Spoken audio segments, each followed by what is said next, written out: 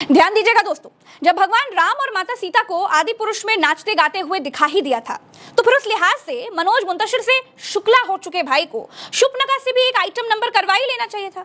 बीड़ी जलाइले जिगर से पिया या फिर उलाला उलाला जैसा कोई आइटम नंबर। इससे फिल्म की कमाई और बढ़ जाती और आज के यूथ को शुभनका को नाचते हुए देखकर रामायण और अच्छे से समझ आती। भारत ने रामायण की भाषा को सड़क छाप बनाती फिल्म सहन कर लिया।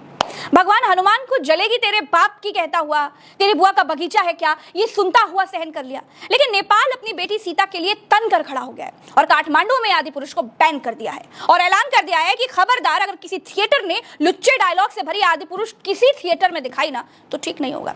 नेपाल का कहना है कि भारत रामायण के साथ अपने राष्ट्रवादी लेखक से जो लिखवाना है लिखवाए, लेकिन माता सीता नेपाल की बेटी थी और नेपाल की ही बेटी रहेंगी। किसी राष्ट्रवादी लेखक को यह अधिकार नहीं है कि वो हमारी बेटी को अपनी बेटी कहे। नेपाल की बेटी भारत भूमि की बहू थी, ये सच है। फिर क्या, फिल्म काठमांडू में बैन है और भगवान हनुमान का अपमान करती, रावण को कार्टून बनाती, सुग्रीव आदि लोगों को किंग कॉन्ग बनाती, विभीषण की पत्नी को वैद्य बनाती, रावण को चमगादड़ राइडर बनाती, मेघनाथ को टैटू लवर बताती, श्री राम को रावण से मार खाता हुआ दिखाती, हनुमान जी को लात से मार खाता हुआ दिखाती, रावण को लोहारगिरी करते हुए दिखाती, सोने की लंका को काली बताती। इस फिल्म को भारत में भी बैन कर देना चाहिए था, लेकिन लेखक राष्ट्रवादी है सो कॉल्ड।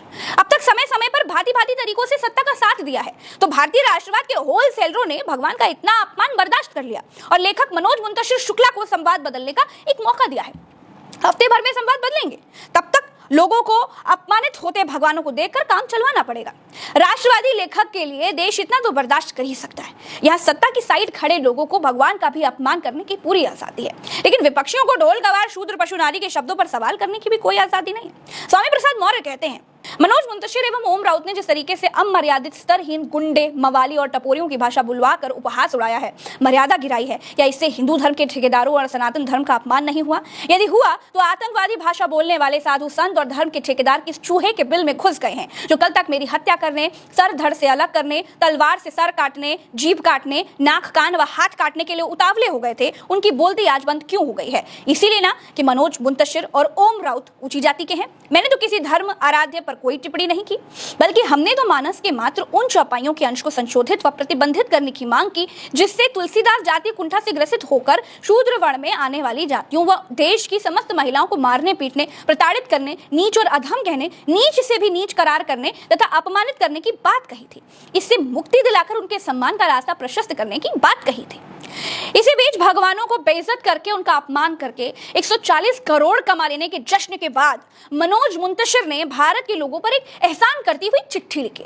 इसमें लिखा क्या है वो बताती हूँ। राम कथा से पहला पाठ जो कोई सीख सकता है वो है हर भावना का सम्मान करना। सही या गलत समय के अनुसार बदल जाता है, भावना रह जाती है। आदि पुरुष में 4000 से भी ज्यादा पंक्तियों के संवाद मैंने लिखे। 5 पंक्तियों पर कुछ भावनाएं आहत हुई। कुछ उन सैकड़ों पंक्तियों में जहां श्री राम का यशगान किया, मां सीता के सतीत्व का वर्णन किया, उनके लिए प्रशंसा भी मिलनी थी, जो पता नहीं क्यों नहीं मिली। मेरे ही भाइयों ने मेरे लिए सोशल मीडिया पर अशोभनीय शब्द लिखे, वही मेरे अपने जिनकी पूज्य माताओं के लिए मैंने टीवी पर अनेकों बार कविताएं पढ़ी, उन्होंने मेरी ही मां को अभद्र शब्दों से संबोधित किया। मैं सोचता रहा, मतभेद हो सकता है, लेकिन मेरे भाइयों में अचानक इतनी कड़वाहट कहां से आ गई? वो श्री राम का दर्शन भूल गए जो हर मां को अपनी मां मानते थे। शबरी के चरणों में ऐसे बैठे जैसे कौशल्या के चरणों में बैठे हो सकता है 3 घंटे की फिल्म में 3 मिनट कुछ आपकी कल्पना से अलग लिख दिया हो, लेकिन आपने मेरे मस्तक पर सनातन द्रोही लिखने में इतनी जल्दबाजी क्यों कर दी, मैं जान नहीं पाया। मुझे आपसे कोई शिकायत नहीं है, आप मेरे अपने थे, हैं और रहेंगे। हम एक दूसरे के विरुद्ध खड़े हो गए तो सनातन हार जाएगा। हमने आदि पुरुष सनातन सेवा के लिए बनाई है, जो आप भारी संख्या में देख रहे हैं और मुझे विश्वास है कि आगे भी देखेंगे। मेरे लिए आपकी भावना से बढ़कर और कुछ नहीं है। मैं अपने संवादों के पक्ष में अनगिनत तर्क दे सकता हूं, लेकिन इससे आपकी पीड़ा कम नहीं होगी। मैंने और फिल्म के निर्माता निर्देशक ने निर्णय लिया है कि वो कुछ संवाद जो आपको आहत कर रहे हैं, हम उन्हें संशोधित करेंगे और इसी सप्ताह वो फिल्म में शामिल किए जाएंगे। किसी और ने अगर भगवान के साथ ऐसा छल किया होता तो आप कल्पना कर सकते हैं कि क्या हो सकता था, लेकिन सत्ता के साथ खड़े रहने वालों का धंधा चलता रहता है, चाहे वो कितना भी गंदा क्यों ना हो। आज के लिए इतना ही, चलते हैं। नमस्कार, राम राम, दुआ सलाम, जय हिंद। चैनल को सब्सक्राइब करना मत भूलिएगा। अगर आप ये वीडियो